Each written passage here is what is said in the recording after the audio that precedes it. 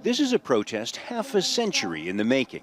The message is the same one heard on these streets outside the Democratic National Convention in 1968.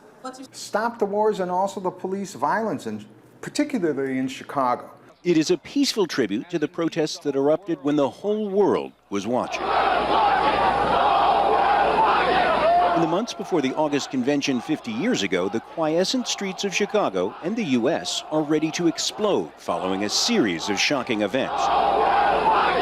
January 30th, North Vietnam's devastating Tet Offensive stuns U.S. troops and the American public. March 31st, President Lyndon Johnson, embattled and unpopular, says he won't run for re-election. April 4th, a white gunman assassinates Martin Luther King Jr., setting a match to a national tinderbox. In Chicago and across the U.S., race riots, looting, and arson follow. Chicago's mayor issues a shoot-to-kill order. June 6th, Robert F. Kennedy also is assassinated.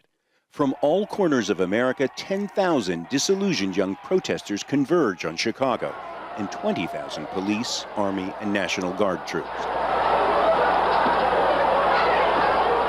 The confrontations inside the convention.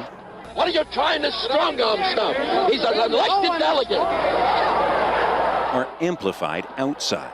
It ends in a hail of billy clubs,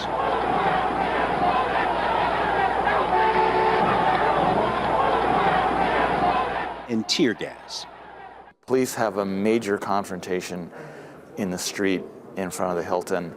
They are using excessive amounts of force, mace, tear gas. It's a really ugly scene, and it's all captured on television. Mayor Richard J. Daley's reputation and Chicago's torched West Side never fully recover.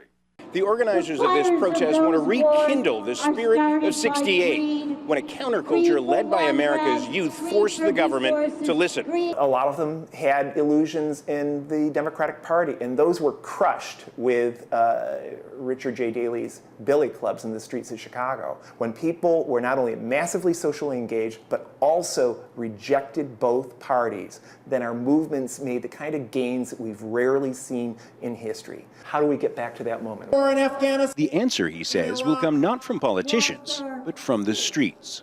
John Hendren, Al Jazeera, Chicago.